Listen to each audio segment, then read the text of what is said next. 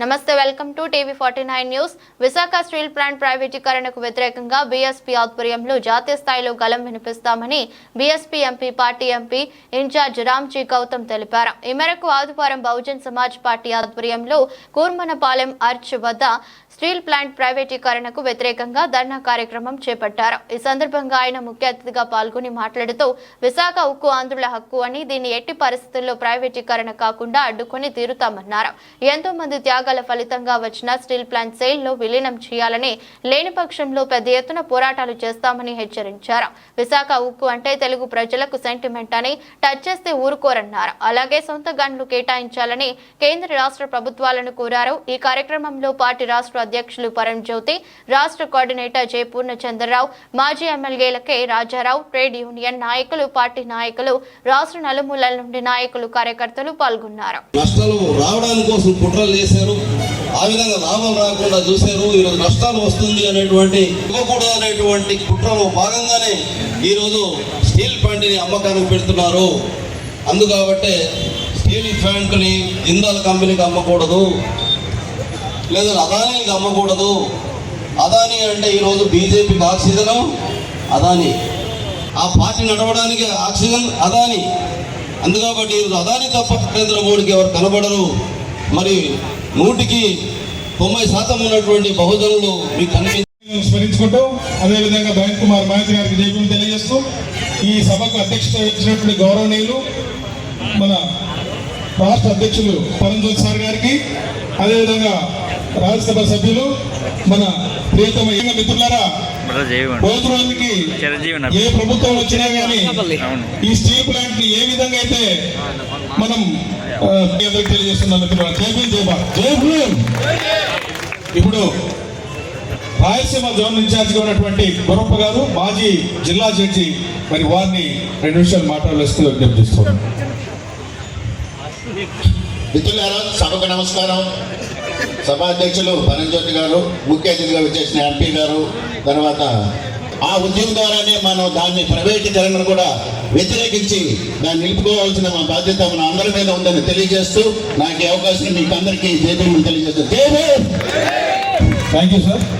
ఇప్పుడు మా మరో జోనల్ కోఆర్డినేటర్ చిత్తసేన గారిని 1 నిమిషం మాట్లాడేస్తున్నప్పుడు. జై భీమ్. ఈరోజు ఈ కార్యక్రమం the father of reservation and the father of nation, father of Anand Bhagavatam from the Baba Saheb Dr. Bhimrao. And I want to also tribute the founder of Bomb Safe DS4 Bahujan Samaj Party, Bahujan Nayak Marwar Kanchiram Saheb, and all my Bahujan icons. Today in this agitation, I am with you. Good day, and my party is with you. Morning, when you telephoned me. వాళ్ళు ఏ పని చేసినా ఇవాళ విశాఖను ప్రైవేటీకరించాలన్నా, మూసివేయాలన్నా, లేకపోతే అమ్మివేయాలన్నా రాజకీయ తీర్మానం తీసుకుంటూ అది బీజేపీ పార్టీ అయినా రాజకీయ నిర్ణయమే, అది తెలుగుదేశం పార్టీ అయినా రాజకీయ నిర్ణయమే, అది జనసేన అయినా, లేకపోతే నిన్న మొన్నటిదాకా ఉన్నటువంటి వైసీపీ నేత అయినటువంటి జగన్ అయినా రాజకీయ నిర్ణయం తీసుకుంటూ.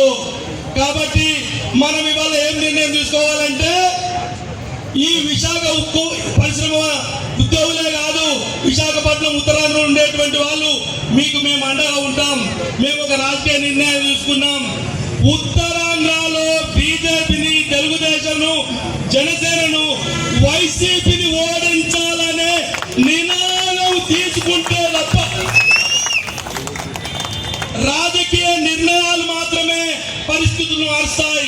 ఏ ఒక్కరు ఉద్యమాల ద్వారా మారాయి. కాబట్టి ఈ ఉత్తరాంధ్రలో ఉండే 5 పార్లమెంటు, 34 అసెంబ్లీలను రానున్న రోజులలో ఓడించాలనే తీర్మానాన్ని తీసుకోగలిగితే విశాఖ స్టీల్ ఫ్యాక్టరీ పరిరక్షించబడుతుంది తప్ప, లేకపోతే ఏ నిర్ణయాలు తీసుకున్నా, ఏ అర్జీలు పెట్టుకున్నా, ఎంత మొత్తుకున్నా ఉండదనే వాస్తవాన్ని తెలుసుకొని ఉత్తరాంధ్రలో ఉండే 34 అసెంబ్లీని మారుస్తుంది. అసెంబ్లీలో చూసాం. సోలార్ స్కామ్ అవుతుంది.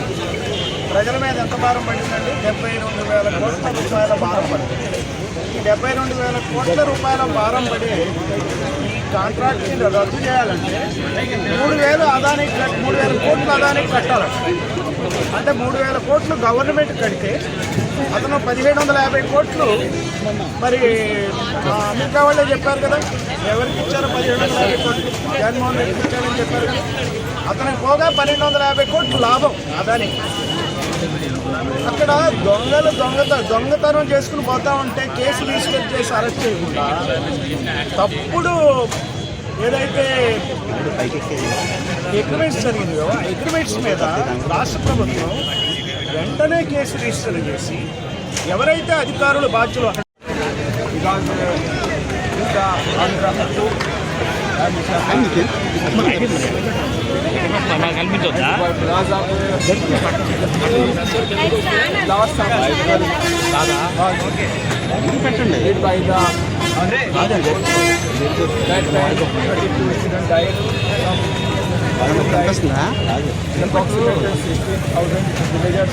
family members they provide hectare land for distribution by the crime.